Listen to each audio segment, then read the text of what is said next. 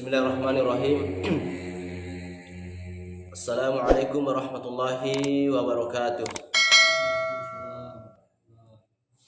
Innal hamdalillah nahmaduhu wa nasta'inuhu wa nastaghfir wa na'udzu billahi min shururi anfusina wa min sayyiati a'malina. May yahdihillahu fala mudhillalah wa may yudlilhu fala hadiyalah. Asyhadu an la ilaha illallah wahdahu la syarikalah wa asyhadu anna Muhammadan abduhu wa rasuluh la nabiyya wa la rasula ba'dah.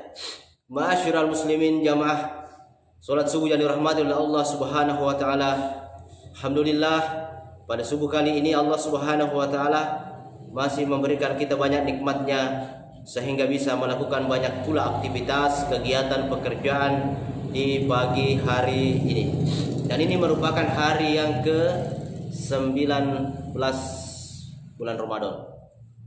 Jadi hampir sepertiga sudah berlalu.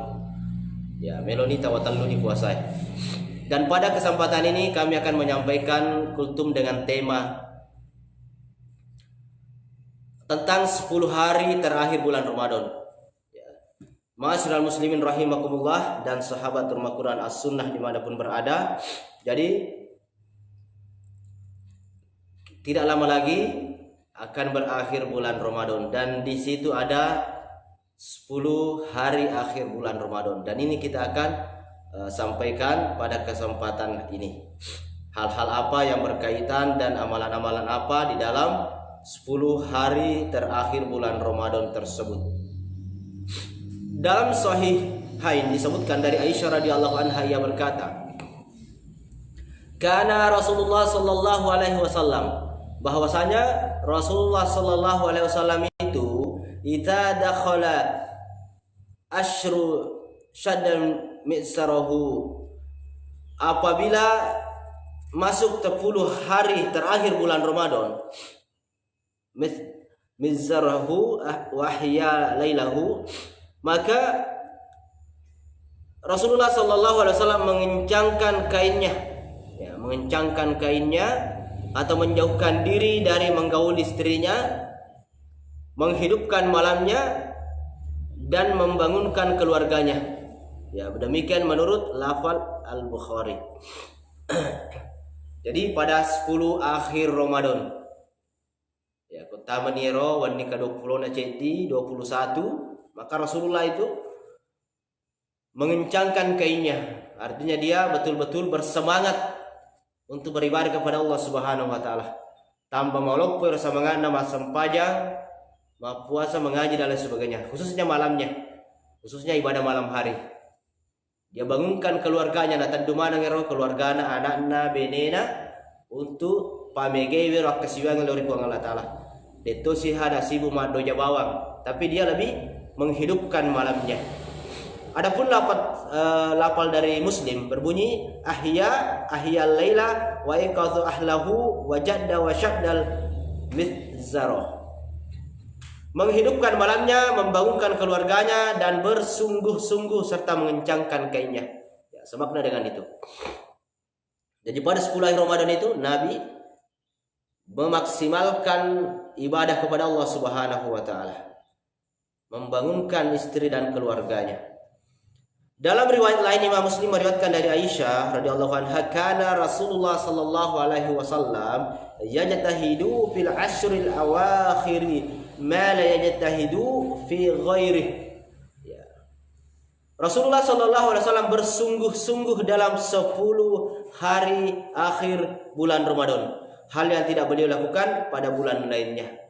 Bersungguh-sungguh dalam artian lebih semangat, lebih banyak ibadahnya dibanding hari-hari yang lainnya atau bulan-bulan lainnya.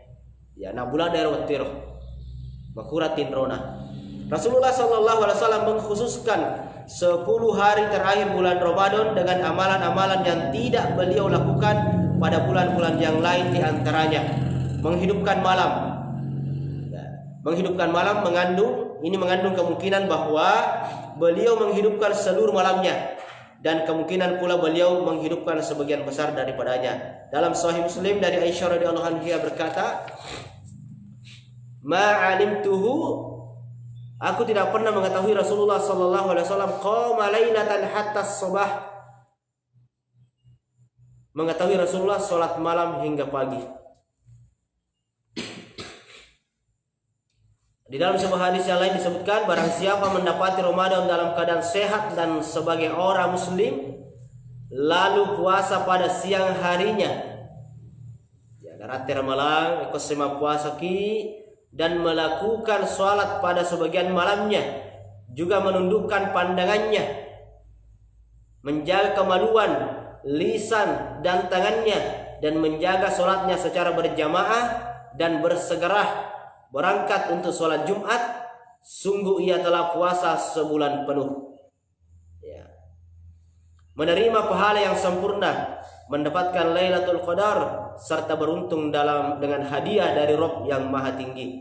Abu Ja'far berkata, hadiah yang tidak serupa dengan hadiah-hadiah para penguasa. Ya, tidak sebanding dengan hadiah manusia di dunia. Walaupun bentuknya mungkin kedengaran dan terasa banyak, tapi beda. Yang kedua, Rasulullah sallallahu alaihi wasallam membangunkan keluarganya untuk sholat pada malam-malam 10 akhir terakhir, sedang pada malam-malam yang lain tidak.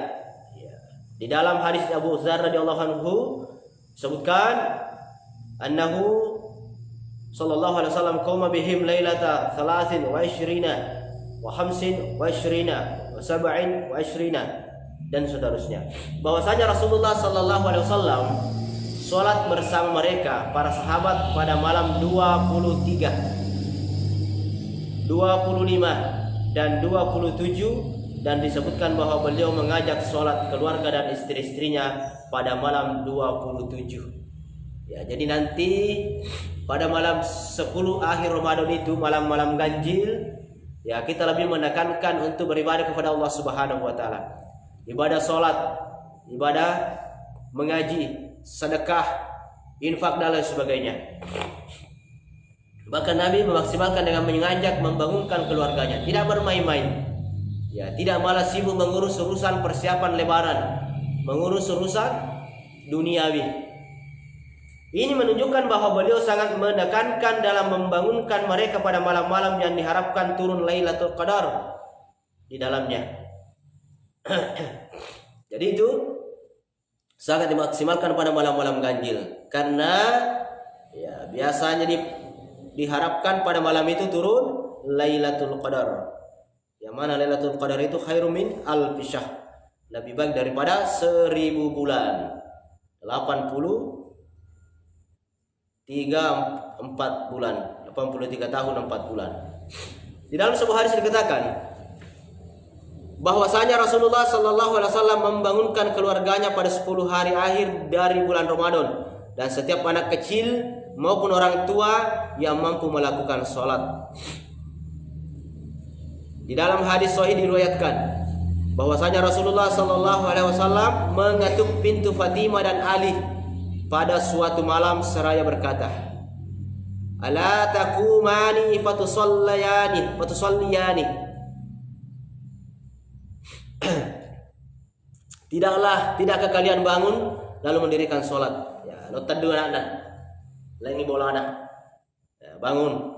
Dia kena semula masam pajang atau ni masam pajang. Yang ketiga, bahwasanya Nabi SAW mengencangkan kainnya. Maksudnya beliau menjauhkan diri dari menggauli istri-istrinya. Diriwayatkan bahwasanya beliau tidak kembali ke tempat tidurnya sehingga bulan Ramadan berlalu. Ya, dalam hadis Anas radhiyallahu anhu disebutkan dari 10 akhir ini. Wa tawa firashahu wa'tazalan nisa, dan beliau melipat tempat tidurnya dan menjauhi istri-istrinya, tidak menggauli mereka. Ya, pada 10 akhir Ramadan. Mana istilahnya natutu ni kamar dia analisa kiwi. Rasulullah SAW bertikaf pada malam 10 terakhir bulan Ramadan. Orang yang bertikaf tidak diperkenankan mendekati menggauli istrinya berdasarkan dalil dari nas serta ijma', dan mengencangkan kain ditafsirkan dengan bersungguh-sungguh dalam beribadah. Yang keempat, mengakhirkan berbuka hingga waktu sahur. Diriwayatkan dari Aisyah dan Anas bahwasanya Rasulullah sallallahu alaihi wasallam pada malam-malam 10 akhir bulan Ramadan menjadikan makan malam berbukanya pada waktu sahur. Dalam hadis marfu dari Abu Sa'id radhiyallahu anhu dia berkata, "Janganlah kalian menyambung puasa. Jika salah seorang dari kamu ingin menyambung puasanya, maka hendaklah ia menyambung hingga waktu sahur saja." Mereka bertanya, "Sesungguhnya engkau menyambungnya, wahai Rasulullah?" Beliau menjawab, "Sesungguhnya aku tidak seperti kalian. Sesungguhnya pada malam hari ada yang memberikan makan dan minum untukku." Hadis riwayat Bukhari. Yang kelima, mandi antara maghrib dan isya. Maghrib dan isya, ya, cemeweni. Ibnu Abi Hatim meriwayatkan dari Aisyah radhiyallahu anha. Rasulullah sallallahu alaihi wasallam jika bulan Ramadan seperti biasa tidur dan bangun. Dan manakala memasuki 10 hari terakhir beliau mengencangkan kainnya dan menjauhkan diri dari menggauli istri-istrinya serta mandi antara maghrib dan isya. Jarang ibaratnya ya. Cemeki. Palawangana mengeribi nisa. Ibnu Jarir rahimahullah berkata, mereka menyukai mandi pada setiap malam dari malam-malam 10 hari terakhir. Di antara mereka ada yang mandi dan menggunakan wewangian pada malam-malam yang paling diharapkan turun Lailatul Qadar, khususnya malam ganjil. Ya, ternyata mandi disunnahkan. Karena itu dianjurkan pada malam-malam yang diharapkan di dalamnya turun Lailatul Qadar, yaitu malam ganjil, khususnya untuk membersihkan diri, menggunakan wewangian dan berhias dengan mandi sebelumnya dan berpakaian bagus seperti dianjurkan hal tersebut pada waktu sholat Jumat dan hari-hari raya. Dan tidaklah sempurna berhias secara lahir tanpa dibarengi dengan berhias secara batin, yaitu dengan kembali kepada Allah, taubat dan menyucikan diri dari dosa-dosa. Sungguh berhias secara lahir sama sekali tidak berguna jika ternyata batinnya rusak. Allah tidak melihat kepada rupa dan tubuhmu, tetapi Dia melihat hati dan amalmu. Karena itu, barang siapa menghadap kepada Allah, hendaklah ia berhias secara lahiriah dengan pakaian, sedang hati batinnya dengan takwa. Allah Subhanahu wa taala berfirman, "Ya bani Adam, qad anzalna 'alaikum libasan yuwari yaw'atikum warisha. Wa libasut taqwa dzalika khair." Hai anak Adam, sesungguhnya kami telah menurunkan kepadamu pakaian untuk menutupi auratmu dan pakaian indah untuk perhiasan, dan pakaian takwa itulah yang paling baik, takwa. Surah Al-A'raf ayat 26. Ya, satu lagi, yang keenam, kebiasaan yang dilakukan Nabi pada 10 hari akhir Ramadan, yaitu itikaf. Dalam Sahihain disebutkan dari Aisyah radhiyallahu anha, anna Nabiyya sallallahu alaihi wasallam kana ya'takifu al-ashra al-awal awahira min Ramadan hatta tawaffahu Allah. Bahwasanya Nabi sallallahu alaihi wasallam senantiasa beriktikaf, berdiam diri pada 10 hari terakhir dari Ramadan sehingga Allah mewafatkan beliau selamanya. Selama syarat itu diketahui dan diamalkan, maka Nabi selalu melakukannya. Nabi sallallahu alaihi wasallam melakukan i'tikaf pada 10 hari terakhir yang di dalamnya dicari Lailatul Qadar untuk menghentikan berbagai kesibukannya, mengosongkan pikirannya, dan untuk mengasingkan diri dari bermunajat kepada Rabb-Nya, berzikir dan berdoa kepadanya. Adapun makna dan hakikat iktikaf adalah memutuskan hubungan dengan segenap makhluk untuk menyambung penghambaan kepada Al-Khaliq, yaitu Allah Subhanahu wa taala. Mengasingkan diri yang disyariatkan kepada umat ini, yaitu dengan iktikaf di dalam masjid-masjid, khususnya pada bulan Ramadan. Dan lebih khusus lagi pada 10 hari terakhir bulan Ramadan, sebagaimana yang telah dilakukan Nabi sallallahu alaihi wasallam.